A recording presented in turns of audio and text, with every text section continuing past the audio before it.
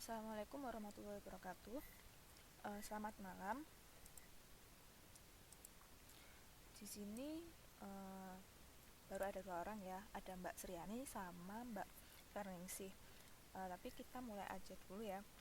Jadi seperti yang udah kita tahu, kalau bulan Januari ini adalah bulan terakhir adanya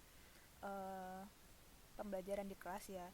Jadi setelah nanti ketika bulan Februari udah mulai masuk tryout dan latihan untuk persiapan ujian nasional. Nah, semoga nanti ujian nasionalnya semuanya bisa sukses ya, bisa lulus semua, amin ya rabbal alamin. Langsung aja. Jadi malam hari ini kita akan membahas tentang pendidikan kewarganegaraan bab ketiga, yaitu bab globalisasi. Nah, ini nanti yang akan kita bahas antara lain adalah pengertian globalisasi. Jadi globalisasi itu apa? Kemudian juga kita akan sedikit membahas tentang ciri-ciri globalisasi itu kayak gimana, dampak positif dan negatifnya, serta bagaimana sih sebaiknya sikap kita dalam menghadapi globalisasi yang sedang terjadi di dunia saat ini. Di slide pertama, pendahuluannya. Jadi kalau misalnya menurut kata-kata yang ada di buku atau juga pengertian secara garis besarnya, globalisasi ini merupakan era kemampuan intelektual dalam menguasai ilmu pengetahuan, teknologi, serta seni. Dan hal ini sangat menentukan dalam persaingan global. Artinya gimana? Jadi secara apa ya? Secara gampangnya gini. Kalau dulu kita pengen melihat pertandingan sepak bola, itu kan kita harus datang ke stadion. Nah, kalau sekarang kita pengen lihat pertandingan sepak bola, walaupun toh pertandingan itu lagi ada di Inggris misalnya, atau di Indonesia misalnya, sedangkan kita di Taiwan, kita nggak perlu jauh-jauh datang ke stadionnya. Cukup di rumah, kemudian kita bisa lihat TV, udah, kita bisa lihat pertandingannya. Nah, globalisasi itu kesannya seperti itu. Nah, tentunya dari ilustrasi yang saya sebutkan, ada poin penting yang dapat kita ambil bahwa di globalisasi ini yang sangat erat kaitannya dengan globalisasi ini adalah kemajuan teknologi ya, pertama.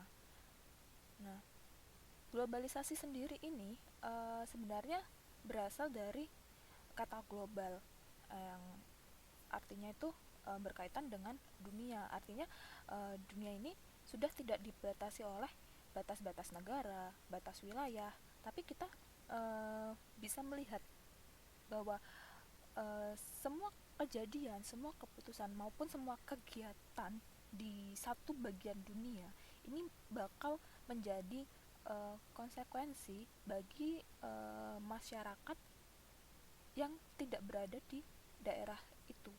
Jadi apa yang terjadi di Amerika bisa berdampak pula pada apa yang terjadi di Indonesia. Nah, ini yang nantinya dikatakan sebagai globalisasi. Jadi secara harfiah globalisasi ini kan diartikan proses yang mendunia, karena tadi ya berasal dari kata global ya, yang artinya dunia.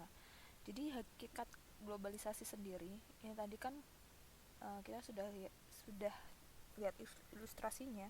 Di sini ada bahwa globalisasi ini sebenarnya ada 3 poin penting. Yang pertama adalah saling terhubung, saling menyatu, dan saling terkait, kayak gitu.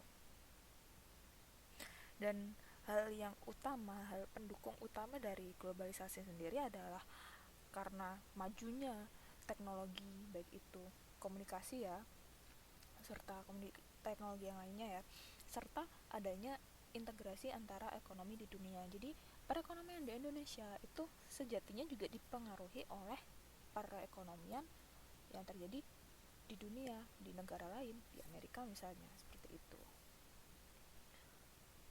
Dan ada beberapa pendapat pula tentang adanya globalisasi. Misalnya John Hackle ini dia berpendapat bahwa globalisasi ini merupakan suatu proses di mana kejadian, keputusan, dan kegiatan di salah satu bagian dunia ini akan menjadi suatu konsekuensi bagi masyarakat di daerah lain. Misalnya keputusan apa? Bukan keputusan sih. Kegiatan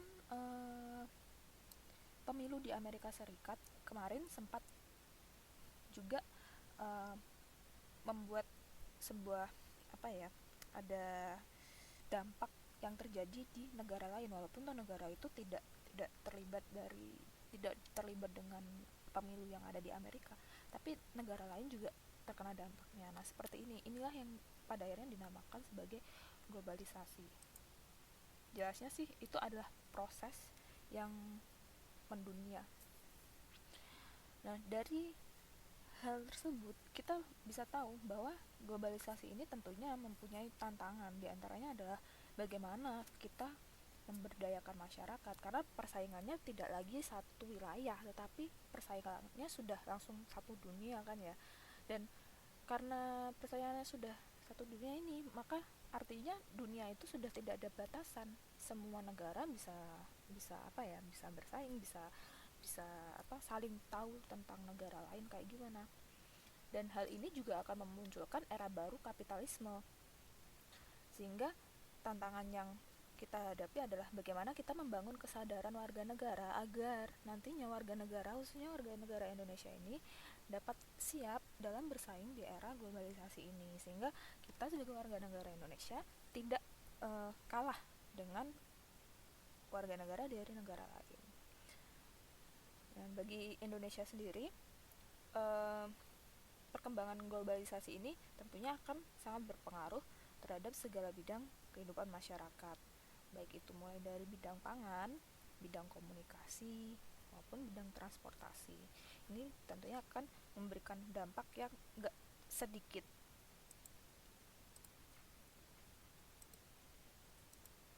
Karena kita tahu ya bahwa faktor pendorong globalisasi sendiri itu antara lain tadi ada kemajuan teknologi ya, walaupun itu kemajuan teknologi ini nggak hanya di bidang komunikasi ya, tapi juga di informasi dan juga transportasi juga, sehingga hal ini tentunya semakin menimbulkan banyak tantangan, terutama bagi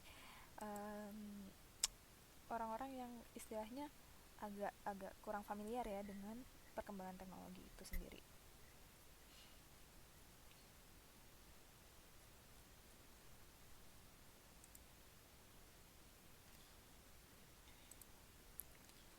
Nah, dari yang tadi saya sampaikan tentang pendahuluan tentang globalisasi, apakah ada yang ingin ditanyakan? Udah jelas ya. Jadi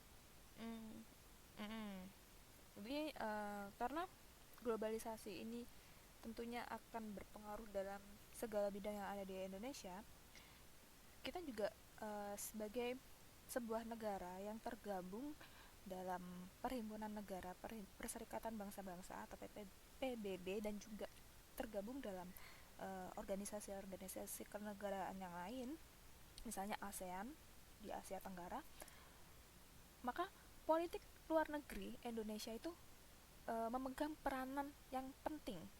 Jadi hubungan internasional antara Indonesia dengan negara yang lain, baik itu melalui kerjasama maupun yang lainnya, itu pastinya penting ya.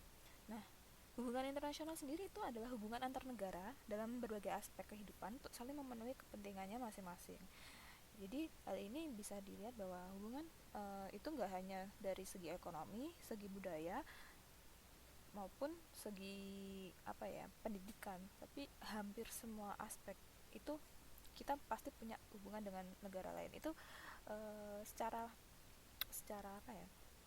kasarnya gini, setiap orang aja masih butuh orang lain. Nah, apalagi negara, jarang banget ada negara yang bisa memenuhi kebutuhannya sendiri. Nah, ini udah kita bahas sih kemarin di IPS, di perekonomian yang antar kayak perekonomian yang antara negara itu kan. Jadi kayak misalnya hubungan ekspor impor kayak gitu, itu salah satu tujuannya kan pasti untuk memenuhi kepentingan masing-masing. Nah, globalisasi ini, sebelum kita masuk ke politik luar negeri Indonesia, kita harus ingat bahwa globalisasi ini pastinya ada beberapa ciri-ciri ya. Di antaranya didukung oleh kecepatan teknologi, kecanggihan teknologi, kemudian juga karena memang gara-gara teknologi yang semakin maju ini, kita udah nggak punya yang namanya batas-batas fisik ya, kayak misalnya batas uh, wilayah maupun batas ekonomi, batas sosial politik, semuanya kan udah sangat mendunia ya. Negara satu bisa tahu budaya negara lain. Kemudian juga mulai ada ketergantungan antar negara karena hubungan antara negara yang satu dengan yang lain, serta uh, sebenarnya pendidikan pun merupakan bagian dari globalisasi. Jadi uh, kalau sekarang, kalau dulu mungkin kita cuma bisa baca tulis, tapi dengan pendidikan yang ada sekarang, kita juga terkadang mempelajari apa yang merupakan budaya di suatu negara yang lain, atau merupakan ilmu dari negara yang lain kayak gitu. Nah, politik luar negeri Indonesia tadi kita bahas bahwa ini ada kaitannya dengan hubungan antara negara Indonesia dengan negara yang lain. Sifat politik luar negeri Indonesia sendiri itu, Indonesia memilih untuk bersifat bebas dan aktif. Kenapa bebas dan aktif? Bebas itu maksudnya adalah kita bebas dari tekanan harus memihak ke mana. Jadi terserah kita. Kita bersifat netral. Kita bersifat netral. Kita artinya tidak memihak ke blok barat, tidak memihak ke blok timur, kita tidak memihak ke mana, negara A atau negara B, tapi kita bebas mau bekerja sama dengan negara manapun, asal masih dalam koridor positif, bukan untuk negatif ya. Kemudian kita juga berperan aktif dalam hal apa? Dalam segala hal. Jadi berperan aktif dalam mengembangkan ekonomi, berperan aktif dalam sosial budaya, berperan aktif dalam perpolitikan juga kayak gitu. Kemudian kita juga negara Indonesia juga memegang prinsip bahwa kita menganut anti imperialisme dan kolonialisme, serta ikut melaksanakan ketertiban dunia. Ini udah ada ya di pembukaan Undang-Undang Dasar. Dan pastinya kita juga mengabdi pada kepentingan nasional dan amanat penderitaan rakyat, serta kita bersifat demokratis. Jadi sebenarnya sifat politik luar negeri Indonesia ini sudah tertuang dalam Pancasila, dalam UUD, maupun dalam undang-undang dasar yang lain. Jadi di kalau misalnya kita mau jabarkan bahwa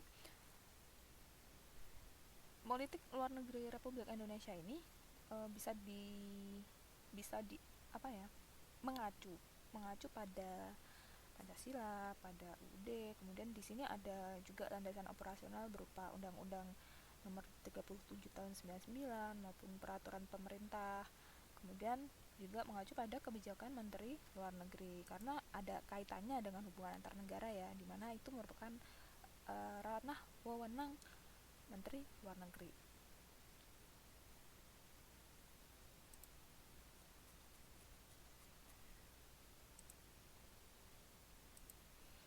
Nah, selanjutnya kita akan membahas tentang dampak globalisasi dalam kehidupan bermasyarakat, berbangsa, dan bernegara. Nah, kira-kira nih dari teman-teman sendiri, kan tadi globalisasi ini ada 3 bidang utama ya di globalisasi, yang teknologi utama yang berkembang saat ini, yaitu di bidang komunikasi, bidang informasi, dan juga bidang transportasi. Kira-kira kalau di bidang komunikasi, pengaruh yang terjadi apa ya dengan adanya globalisasi di bidang komunikasi? Ada yang mau jawab?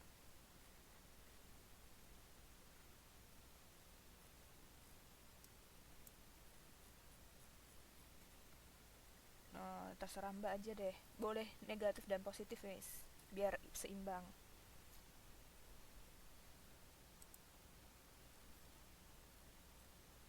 Mm-mm. Mm-mm. Mm-mm. Mm-mm. Mm-mm.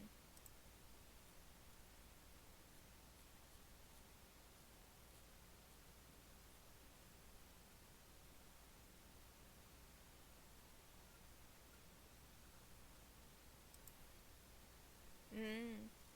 Berita bohong gitu ya. Oh.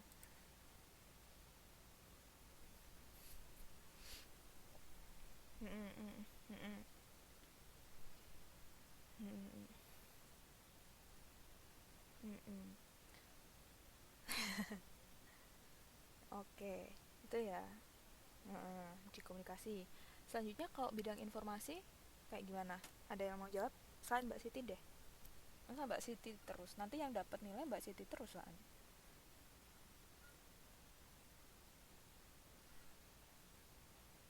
Mm-mm.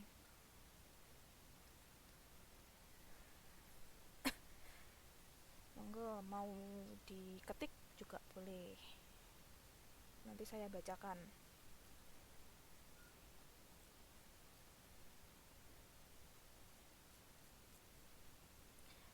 Mbak Sriani menjawab lebih cepat mendapatkan informasi dari luar.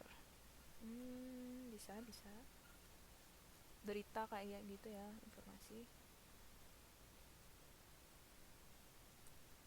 Kalau yang dari transportasi,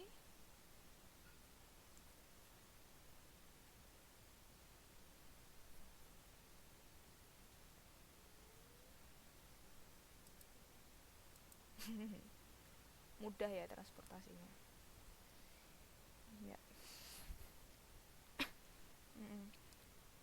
Jadi sebenarnya dampak globalisasi itu ada banyak sekali dampaknya. Nah, ini ada ilustrasi. Kalau dulu pernah nggak sih kepikiran uh, bakal keluar negeri itu susah banget kan ya, kepikiran mau keluar negeri. Nah sedangkan sekarang kita dengan adanya globalisasi, kita bisa pagi ini misalnya ya, pagi ini sarapannya di Surabaya, nanti siangnya lunch bisa di mana enaknya, di Thailand misalnya ya, terus dinernya nanti bisa udah langsung di India. Nah hal-hal seperti ini merupakan salah satu dampak globalisasi ya. Jadi di satu sisi perekonomian itu akan terdorong karena adanya globalisasi, karena seperti tadi kerjasama antar negara pun semakin kuat ya, karena misalnya Indonesia punya potensi pariwisata, kemudian juga potensi beberapa barang-barang kerajinan. Nah itu kita bisa dengan mudah menyebarkan informasi tentang apa yang kita punya, tentang pariwisata yang kita punya, tentang komoditas yang unik yang cuma ada di Indonesia. Kita bisa kasarnya promosi ke negara-negara lain dengan mudah, karena dengan kemajuan teknologi yang ada, kemajuan informasi yang ada. Tapi pada satu sisi lain, globalisasi pun bisa menimbulkan ketidakadilan. Kenapa bisa menimbulkan ketidakadilan? Nah karena nanti globalisasi ini eh, akan lebih didominasi oleh negara-negara yang kasarnya sudah merupakan negara maju. Nah negara yang berkonflik ya, ya tetap aja mereka apa ya, istilahnya akan kurang bisa, karena apa ya, karena kita tahu ya dengan mudah informasi yang ada gitu. Jadi kayak misalnya sekarang kan negara di Timur Tengah atau negara di Afrika ini kan kebanyakan masih negara-negara yang berkonflik. Nah, karena kita tahu di sana ada konflik, otomatis kan dampaknya juga pastinya kita avoid ya buat kesana, buat apa, buat entah buat kerja di sana, entah buat main ke sana, kita kayak gitu kan. Nah, artinya pada akhirnya dominasi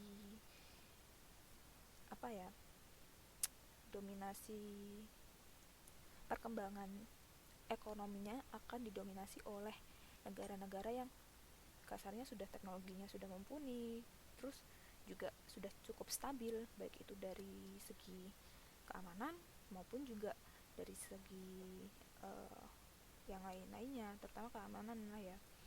Karena pastinya investor sendiri lebih memandang negara yang aman itu sebagai lahan yang paling bagus, seperti itu. Selain itu juga dengan adanya dampak globalisasi sendiri membuat perusahaan uh, perusahaan pribumi, kok pribumi nggak enak ya, perusahaan asli negara itu akan lebih susah bersaing kalau misalnya mereka tidak mempunyai nggak punya semacam keunggulan gitu. Soalnya nanti kan kita juga akan lebih mudah dibanjiri oleh produk-produk dari negara asing kan, dan emang kebanyakan dari negara Indonesia sendiri, orang-orang negara Indonesia kalau misalnya produk asing itu lebih bagus dan lebih murah, ya kenapa enggak, kayak gitu kan. Jadi itu adalah salah satu dampak yang mungkin terjadi di era globalisasi. Selanjutnya, di globalisasi budaya sendiri akan mendorong adanya multikulturalisme, kemudian juga mulai adanya demokrasi, reproduksi budaya, kemudian juga ada beberapa hal-halnya lain yang dinilai sebagai sebuah ketidakpastian nilai-nilai yang menjadi pegangan hidup manusia. Artinya gini, dulu sebelum adanya internet, sebelum adanya kemajuan teknologi yang seperti saat ini, masyarakat Indonesia kebanyakan masih menganut prinsip bahwa kita adalah orang yang ketimuran, kita mempunyai adat ketimuran, kita lebih sopan, kita lebih kalau zaman dulu saya kecil sih, nggak tahu sih, mungkin pas zamannya mbak ini malah lebih dari saya ya. Zaman dulu saya kecil, kalau ada cewek cowok, anak kecil gitu, cewek cowok itu dulu itu kita tuh nggak, kalau misalnya kita main bareng, kita tuh nggak ada pikiran aneh-aneh, ya udah main ya main. Nah kalau sekarang, saya pernah baca bahwa anak SD aja sekarang itu udah punya pacar. Duh, kalau saya sih, saya sampai dulu pacar itu nggak kepikiran gitu pas zaman saya kecil. Kalau zaman sekarang adik-adik saya mungkin uh, pegangannya udah megang HP. Kalau saya dulu pegangannya masih pegang pasir, mainan-mainan kayak gitu. Kalau sekarang kan anak sekarang lebih milih untuk megang alat elektronik kayak gitu kan. Nah ini ada gap, ada uh, budaya yang rentang jaraknya itu jauh banget kayak gitu. Dan gap teknologi seperti ini pada akhirnya juga akan menimbulkan gap budaya, karena masyarakat yang sekarang ada itu lebih lebih ke masyarakat yang lebih konsumtif. Mereka lebih menilai bahwa budaya yang modern, dalam tanda kutip modern, itu adalah budaya yang menurut mereka punya baju bermerek, kemudian mungkin clubbing kayak gitu. Nah ini adalah beberapa ketidakpastian nilai yang menjadi pegangan hidup manusia, karena masih simpang siur ya sebenarnya. Norma yang bagus itu kayak gimana, masih simpang siur karena adanya globalisasi yang pada akhirnya terjadi multikulturalisme antara budaya, seperti itu.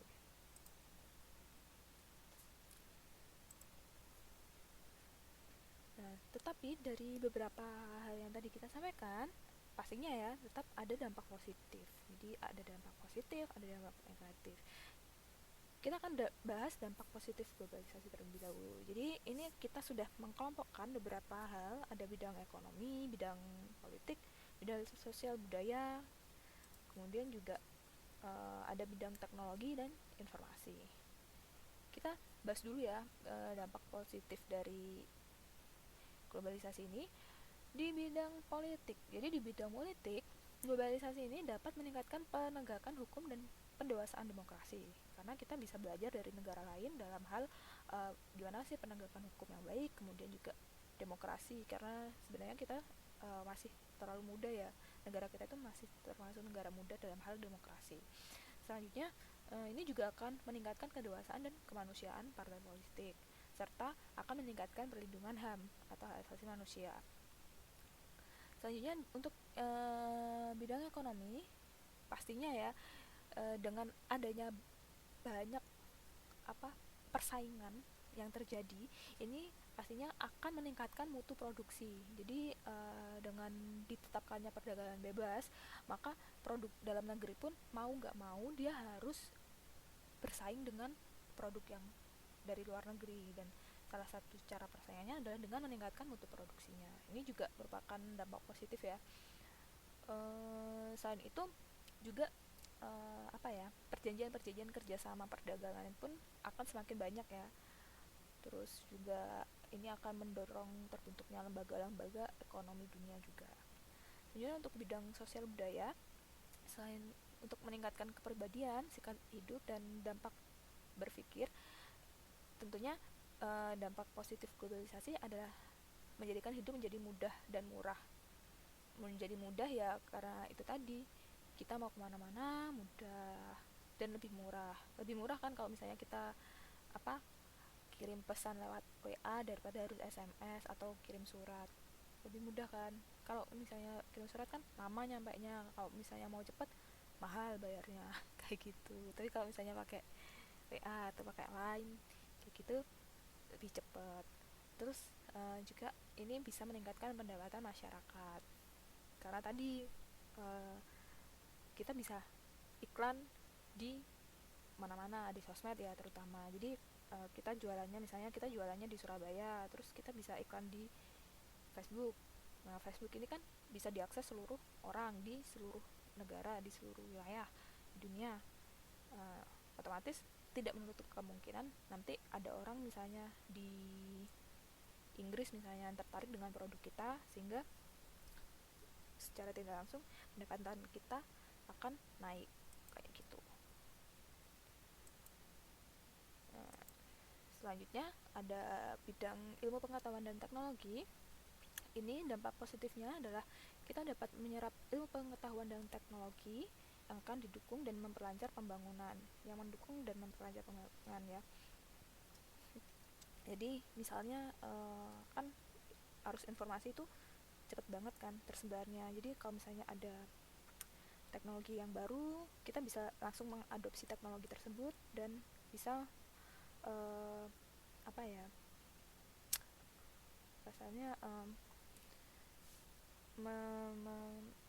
mencobanya itu ya, mencoba teknologi yang ada itu guna melancarkan pembangunan di Indonesia. Jadi kemudian juga hal ini akan membuat kita memiliki wawasan yang lebih luas dalam menangani dan juga memahami suatu persoalan. Untuk bidang sikap mental, dengan adanya globalisasi ini dapat meningkatkan budaya disiplin dan etos kerja, sehingga meningkatkan hasil produktivitas dan prestasi kerja. Ya kalau misalnya kita udah tahu ya bahwa saingan kita itu dari negara-negara lain dengan produknya yang lebih bagus, nah otomatis kan kita lebih terpacu untuk semakin bagus, semakin disiplin, terus mempunyai etos kerja yang tinggi, mempunyai semangat bekerja yang lebih baik lagi, sehingga nantinya produktivitas, kemudian juga prestasi kerja kita semakin bagus. Untuk bidang pertahanan sendiri, Bahankam, ini dapat meningkatkan kewaspadaan dan ketahanan nasional, persatuan dan kesatuan bangsa, kesetiaan pada Pancasila, dan pemahaman wawasan Nusantara, sehingga terhindar dari separatisme, konflik sosial, dan disintegrasi bangsa. Jadi kan kita udah tahu ya ada berita perang di luar negeri kayak gitu. Nah, kita bisa mengambil pelajaran lah ya, jadi kita lebih waspada kalau misalnya di Indonesia mulai ada kelompok-kelompok yang separatis gitu, kita udah mulai waspada kayak gitu. Terus persatuan dan kesatuan bangsa juga lebih terjaga, lebih terjamin karena kita tahu ya, kita waspada, jangan sampai apa yang terjadi di luar negeri, apa yang terjadi di suatu negara yang sedang berkonflik itu juga terjadi di negara kita gitu. Nah selanjutnya tadi kita udah bahas dampak-dampak positif dari adanya globalisasi. Ini kita kan membahas dampak negatifnya. Kalau ada dampak positif pasti ada dampak negatif ya. Nah, dampak negatif dari globalisasi ini misalnya menimbulkan pola hidup apa ya, Gesellschaft atau perkembangan, artinya hubungan dan kerjasama antar orang atas dasar mencari keuntungan dan kegotong royongan. Ini menimbulkan bahaya yang mengancam nilai-nilai kemanusiaan. Jadi apa ya? Secara gampangnya, kalau dulu kita kan gini-gini. Jadi intinya kan masalah sosial budaya ini kan berkaitan dengan hasil cipta karya dan juga karya manusia ya. Nah, dampak negatif globalisasi ini bisa, salah satu yang bisa kita lihat itu kayak gejala yang mulai terasa di kalangan remaja saat ini, terutama di Indonesia. Jadi beberapa dari remaja di Indonesia ini kan mulai apa ya, terjebak dampak negatif, kayak misalnya mereka susah membedakan antara modernisasi dengan globalisasi, karena dianggap bahwa modernisasi itu sama dengan globalisasi, padahal sebenarnya modernisasi dengan globalisasi itu sama. Modernisasi itu lebih ke bukan modernisasi, westernisasi sama globalisasi itu mereka menganggapnya sama, padahal westernisasi itu bukan globalisasi. Westernisasi itu lebih ke kayak sikap mereka yang cenderung ke barat-baratan, jadi kayak misalnya pergaulan bebas kayak kayak gitu. Tapi kalau misalnya globalisasi kan lebih ke sikap bahwa kita bisa melihat positif negatif dari wilayah negara lain, dari negara-negara lain selain Indonesia, dari wilayah-wilayah lain, kebudayaan-kebudayaan dari selain kebudayaan Indonesia. Tapi kita tetap harus mengingat bahwa kita bisa mengambil sesuatu yang positif, kita meninggalkan sesuatu yang negatif. Bukan berarti terus kita tahu kalau misalnya di Amerika memang kasarnya misalnya ya legal untuk memakai marijuana, terus berarti kayak gitu dong globalisasi, berarti kita juga harus kayak gitu. Enggak kayak gitu, tapi kita juga harus memandang bahwa apa yang baik di suatu negara, apa yang menjadi budaya suatu negara itu belum tentu baik di negara yang lain, belum tentu menjadi budaya di negara yang lain. Nah, ini kita harus apa ya, bisa memilih dan memilah kayak gitu. Jadi nggak semua bentuk sosial budaya yang ada di suatu negara itu cocok dengan kita kayak gitu. Selanjutnya dampak negatifnya juga di bidang politik adalah misalnya meningkatkan euforia politik yang berlebihan. Jadi itu mengatasnamakan HAM, tetapi target utamanya itu untuk meraih kekuasaan lokal atau pusat. Jadi dia mengatasnamakan, oh ini melanggar HAM, oh ini melanggar hukum, padahal sebenarnya itu cuman untuk meraih kekuasaan aja, biar dia itu mendapatkan kekuasaan. Nah, itu juga salah satu dampak negatifnya. Jadi karena mulai batasan antara ini melanggar HAM apa enggak, itu batasannya amat sangat tipis, maka dikit-dikit atas apa, dikit-dikit bawah-bawah HAM, dikit-dikit bawah-bawah hukum, padahal ya sebenarnya enggak gitu juga harusnya kayak gitu. Nah, ini adalah euforia politik yang berlebihan. Selanjutnya juga di bidang ekonomi, ini membentuk jaringan global yang merangkul seluruh dunia dan mengarahkannya pada proses kendali negara yang mempunyai kekuatan ekonomi raksasa yang menimbulkan ketergantungan negara-negara miskin. Ini secara singkatnya bisa dibilang bahwa dalam bidang ekonomi itu kita kerjasama dengan negara lain untuk ngasih pinjaman ke negara miskin, tapi kita itu kayak tidak mau mengembangkan negara itu, cuman ingin mencapai apa, mencari keuntungan bagi negara kita sendiri. Ini bisa disebut juga sebagai penjajahan di era modern.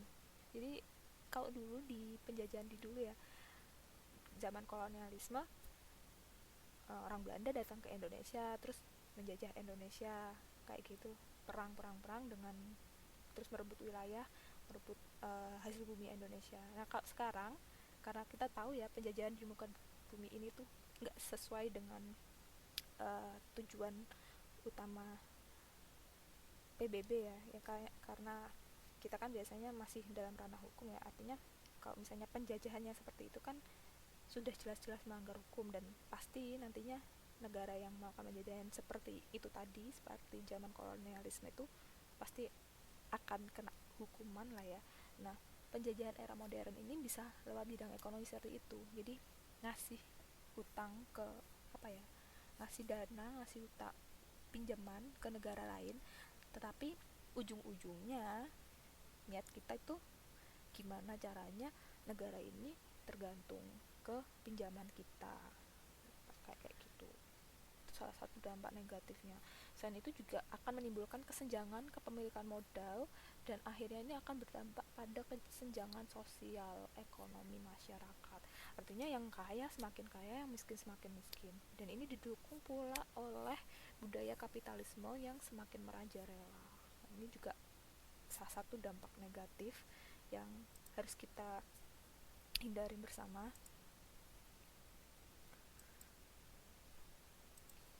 Jadi setelah kita tahu ya dampak negatif dan juga dampak positif yang mungkin muncul akibat globalisasi ini, apa sih yang harus kita kembangkan, sikap apa yang harus kita upayakan sehingga kita seenggaknya nggak terperangkap dengan dampak negatifnya, seenggaknya kita bisa mengambil dampak positifnya. Nah ini pastinya kita harus meningkatkan keimanan dan ketakwaan kita pada Tuhan Yang Maha Esa, karena dengan tanpa adanya keimanan itu ya kita bakal bakal langsung menelan mentah-mentah sih. Kalau misalnya ada apa gitu ya, ada berita apa, ya udah kita nggak, udah males kan, ya udah ini kayak gini kok, maksudnya misalnya wajarnya di luar negeri umur 18 minum alkohol, ya udah berarti ya udah minum alkohol aja di Indonesia udah biasa kayak gitu. Ya nggak kayak gitu juga, maksudnya kita juga tetap harus kembali lagi bahwa iman dan takwa kita kayak gimana.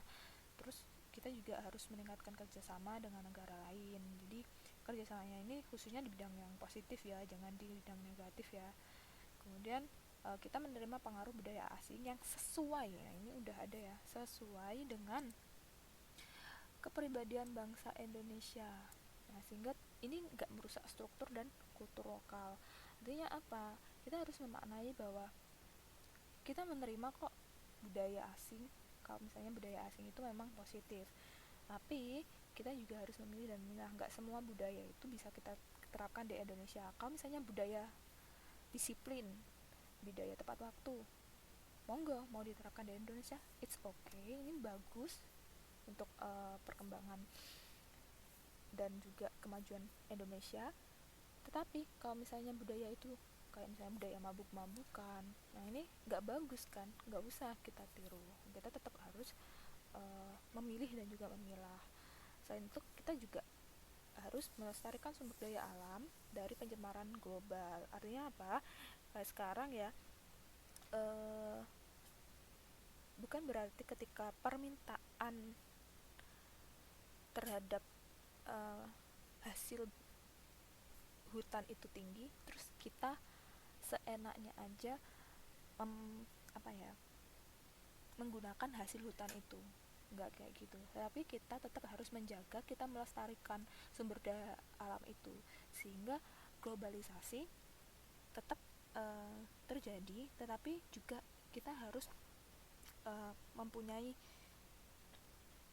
semacam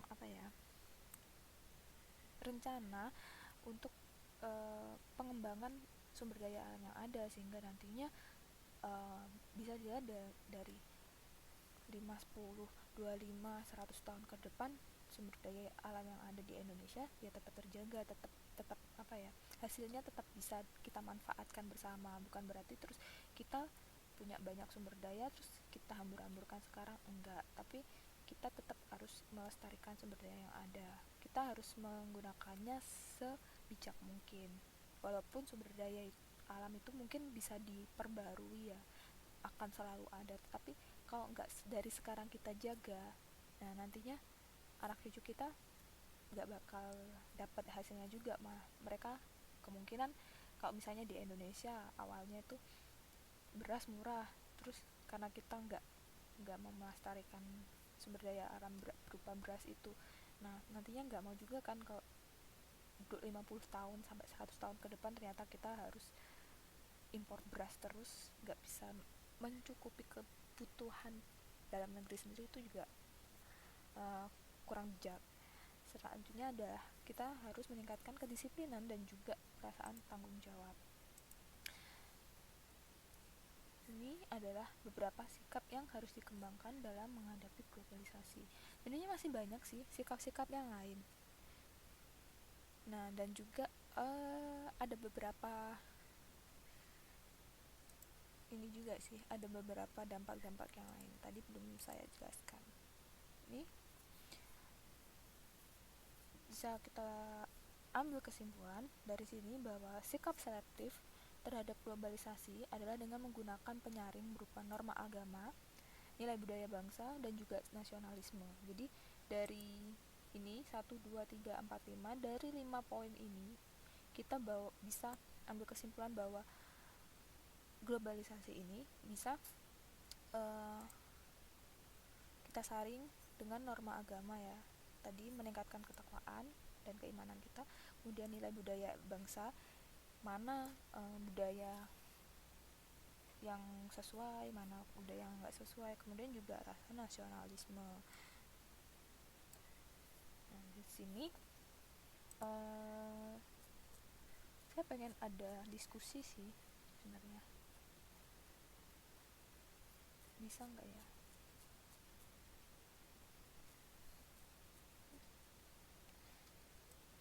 Iya, makanya ini 1, 2, 3, 4 yang bisa juga paling cuma beberapa, 5. Aduh.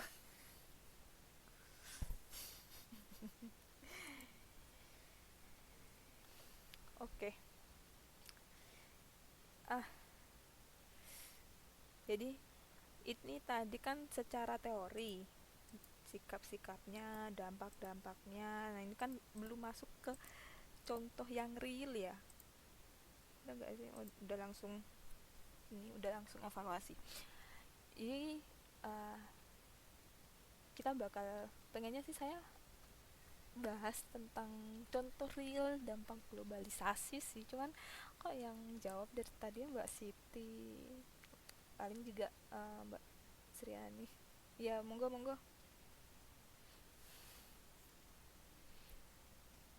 Nah, ya udah deh, nggak apa-apa.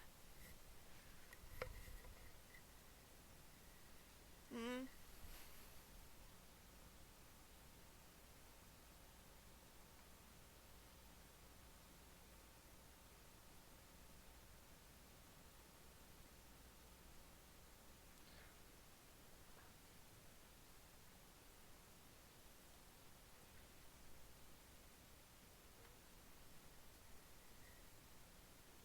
yang nggak ada airnya, yang nggak,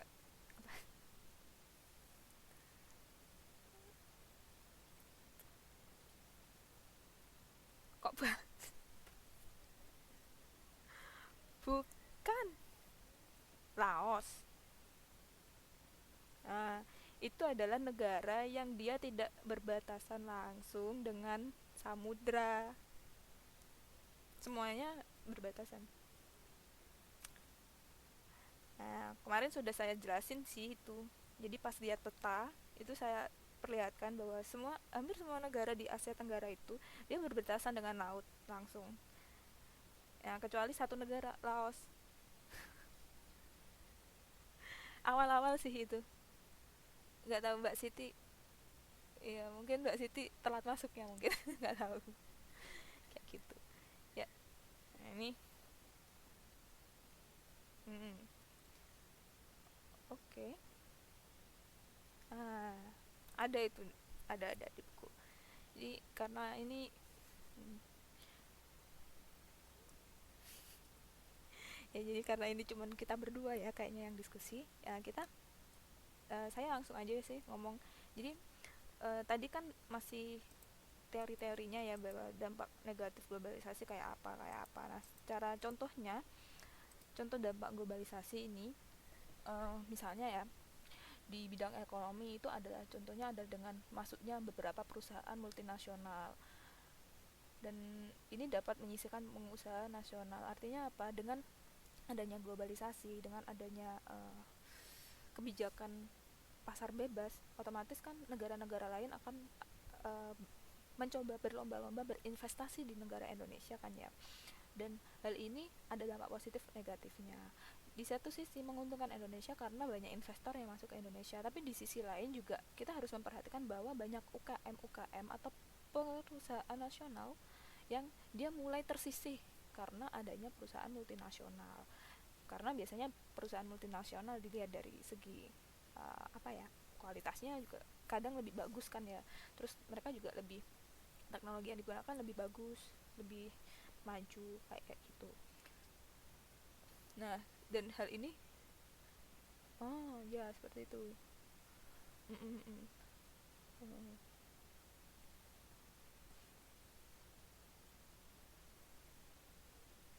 Mm. Iya, iya kayak kayak gitu. Mm -mm. Iya. Terus juga kan dengan adanya hal-hal seperti itu, karena tadi perusahaan multinasional kan pastinya teknologi yang digunakan lebih maju, otomatis penyerapan tenaga kerja juga mulai berkurang karena mulai digantikan oleh teknologi, mulai mesin kayak gitu kan ya, sehingga pengangguran makin banyak. Terus juga kompetisi kualitas dan juga harga ini pada akhirnya juga um, dapat membuat daya saing produk nasional itu menjadi turun. Nah, ini adalah beberapa dampak negatif yang mungkin terjadi, ya kan. Walaupun toh tadi kita juga udah bilang bahwa banyak juga dampak positifnya. Jadi kita juga harus ingat bahwa di samping dampak positif juga ada dampak negatif gitu. Jadi pastinya ya kita dalam menghadapi globalisasi ini, kita itu harus dapat melakukan kegiatan yang dapat meningkatkan motivasi dan juga prestasi kita, sehingga kita itu nggak kalah bersaing dengan orang luar. Nah, kegiatan-kegiatan ini uh, dapat merupakan kegiatan yang memang di apa ya, dijalankan oleh pemerintah, maupun juga kegiatan-kegiatan yang secara mandiri kita upayakan kayak gitu ya. Terus apa lagi ya, secara secara secara apa ya, secara garis besar sih globalisasi itu aja sih.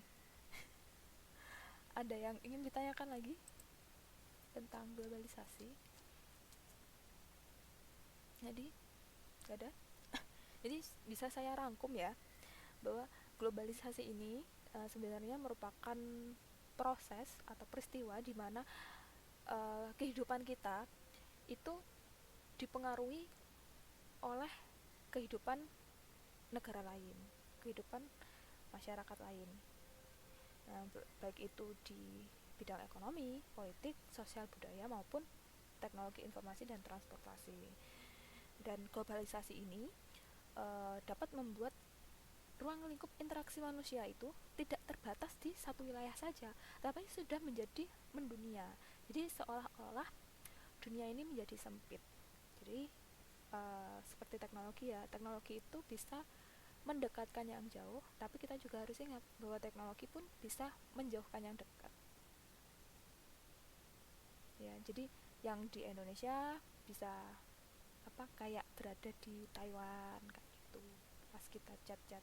Tapi juga kalau misalnya keseringan makai kayak gitu, samping-sampingnya aja udah pakai chat-chatan itu kan muter dulu pesannya.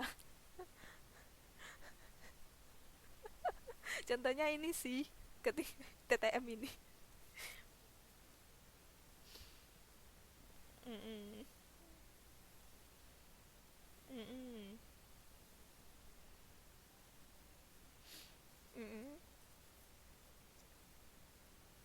Mm-mm.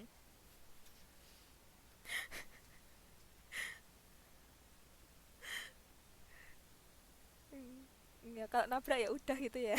Minta maaf doang.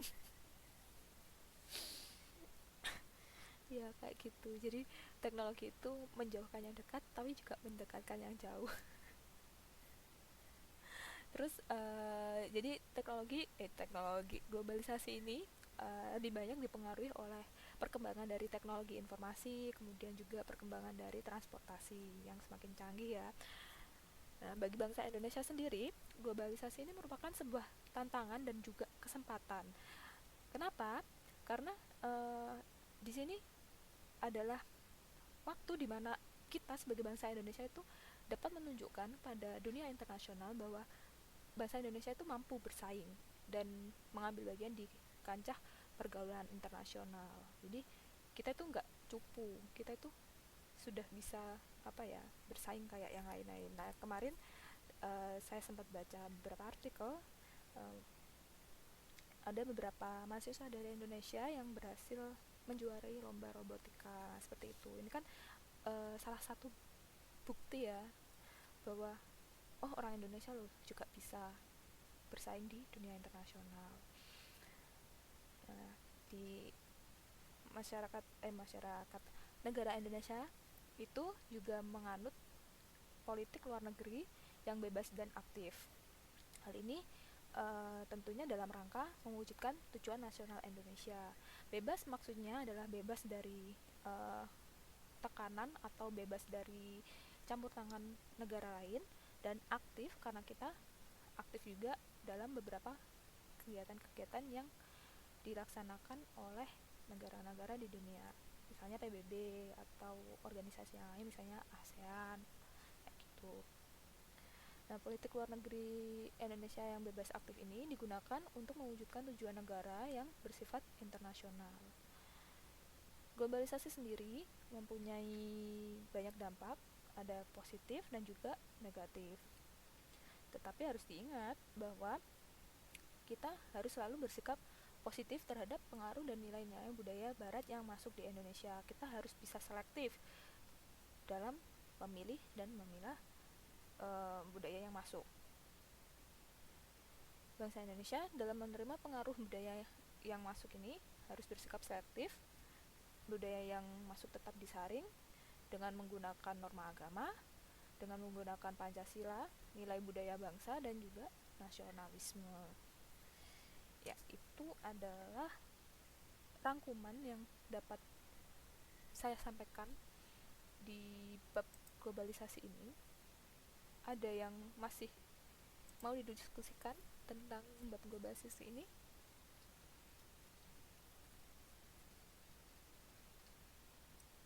Nggak ada ya, karena cuma Mbak Siti. Ya sudah, ini. Aduh. Oke, kalau nggak ada saya kasih PR. PR-nya ada di slide terakhir. Ini bisa dikerjakan. Silakan dikerjakan dan dikumpulkan maksimal besok malam. Ini PR-nya kayak IPS sih. Apa? Cuman ngeklik doang, nanti milih jawaban yang paling paling srek, paling seneng buat dipilih. Paling benar. Kayak gitu ya. Jadi ini uh, iya. Jadi tahu ya yang mana yang salah. Nanti kan juga tahu jawabannya kayak gimana. Jadi bisa dikerjakan. Mm, mm. Oke. Okay. Kalau nggak ada ini kayaknya emang banyak kan nggak ada ini. Kalau nggak ada lagi yang mau didiskusikan, kita akhiri pertemuan pada malam hari ini. Semoga bermanfaat. Terus untuk pertemuan PKN ini tinggal 1 kali lagi, habis itu kita UAS. Untuk IPS masih ada 2 lagi dan kita UAS. Jadi bulan Januari ini insya Allah semuanya udah kelar.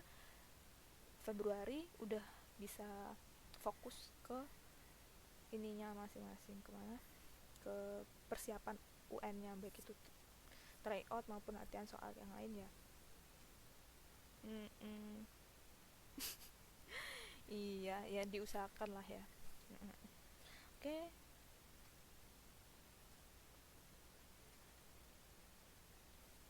Nggak tahu, katanya sih udah mulai 4G sih di Indo, udah. Nah,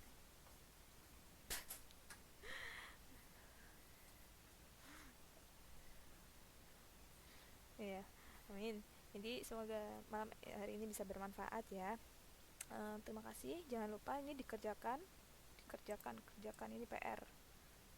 Duh, PR ini habis ini saya upload sih. Terima kasih atas kehadirannya.